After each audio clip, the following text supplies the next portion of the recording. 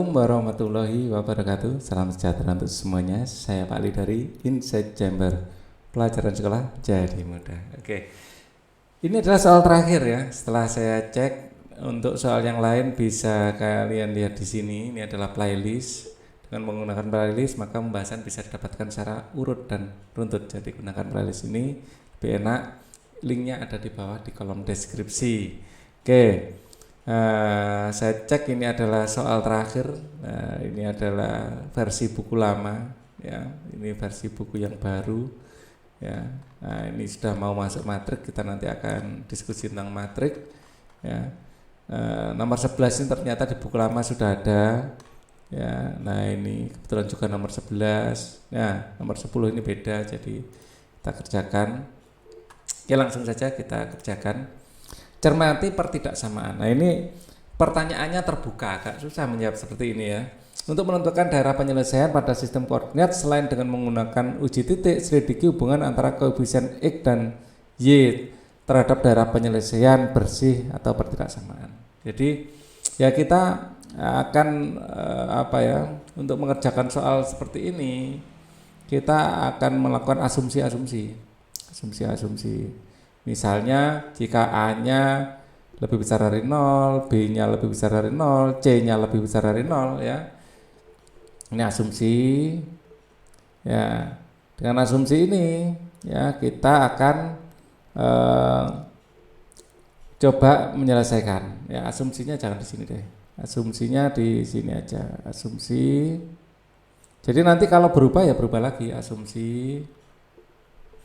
A lebih besar dari 0, B lebih besar dari 0, C lebih besar dari 0 ya. Selidiki hubungan koefisien X dan Y, hubungan antara koefisien X dan Y. Jadi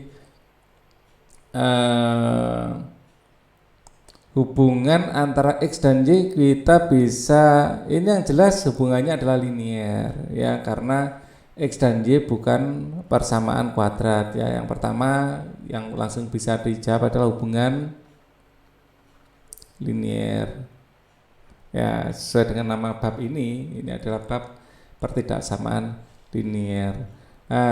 Kita misalnya ambil contoh garisnya seperti ini ya, atau di sini tanda koefisien, hubungan tanda ya. Di sini ada kata tanda. Nah, di sini kalau tanda, kalau seperti ini berarti tanda untuk X ini tandanya plus ya. Tandanya di sini plus, Y tandanya juga plus. Garisnya akan seperti ini.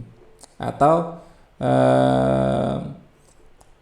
sebenarnya lebih ke A dan B-nya ya. Tapi mungkin kalau A dan B-nya kita anggap sebagai lebih besar dari 0 semua. Jadi jika X-nya bertanda, ini tanda ya, bertanda positif ya, dan Y-nya bertanda positif ya, maka bentuk garisnya seperti ini ya. Dan karena ini lebih besar dari bilangan positif, maka arsirannya akan menjadi seperti ini terhadap daerah penyelesaian bersih ya. Jadi seperti ini penyelesaiannya ya. Jadi contohnya adalah AX tambah BY lebih besar dari C, seperti ini dengan asumsi ini. Nah, mungkin kalau kasus lain kita lebih fokus pada tanda. Mungkin yang dimaksud tanda di sini adalah tanda plus minusnya mungkin ya. Jika asumsi ini tetap kita pakai ya, terus kemudian X-nya lebih kecil dari 0, X lebih kecil dari 0, X-nya bertanda negatif ya, dan Y-nya bertanda positif misalnya. Jadi bentuknya akan seperti ini. Kalau X-nya negatif berarti di sini Y-nya yang negatif di sini.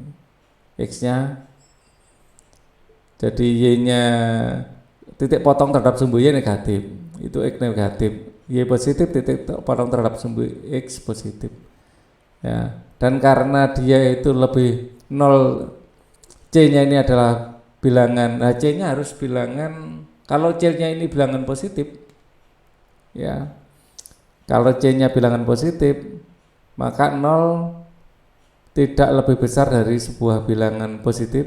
Jadi 0 di sini ini positif ya. 0 tidak lebih besar dari 0 tidak ikut. Ya, maka tandanya akan di sini. Arsirannya justru 0 malah kita arsir karena tidak ikut.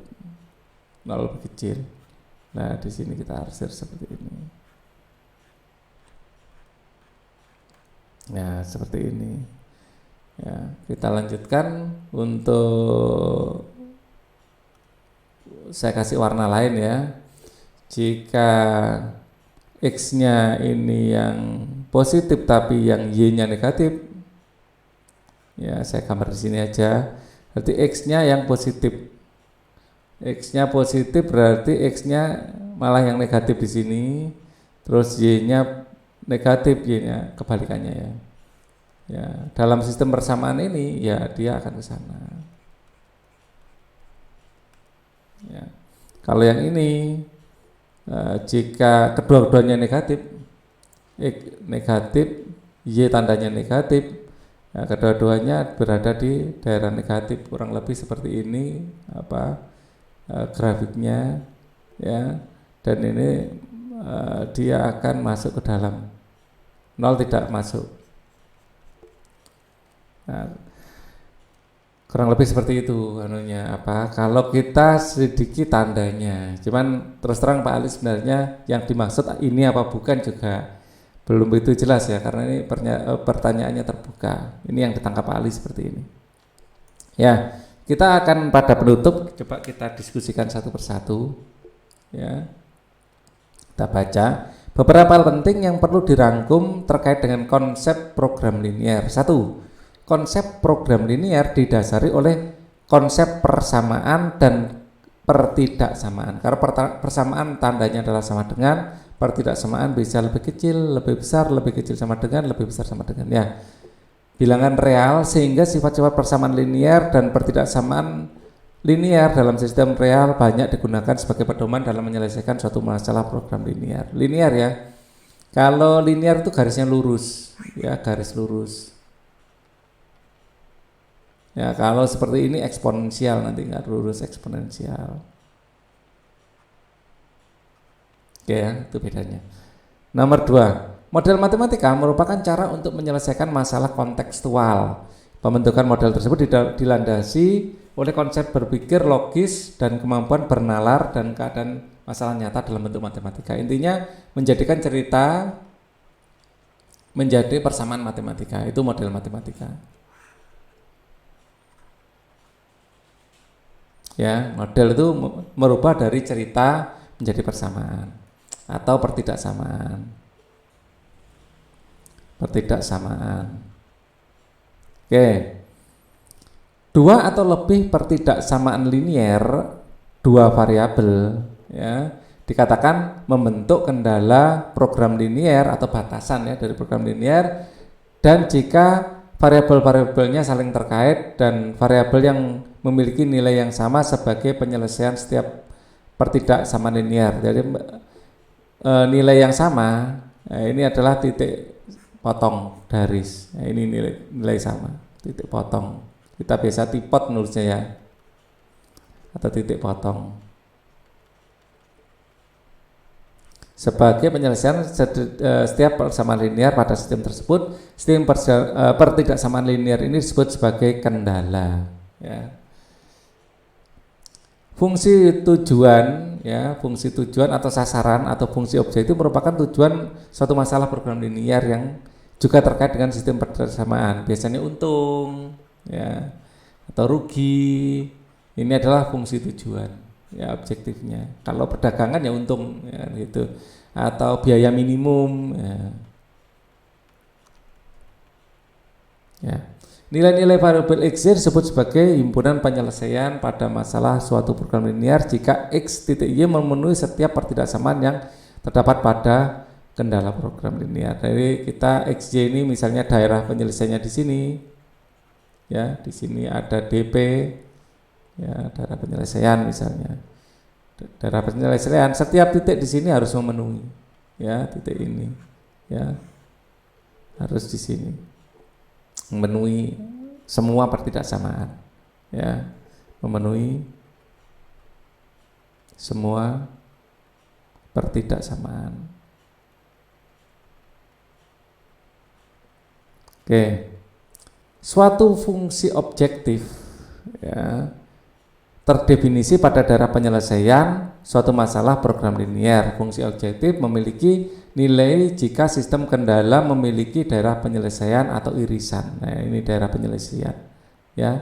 Ini adalah daerah irisan DP. Kita menyingkatnya seperti itu. Oke.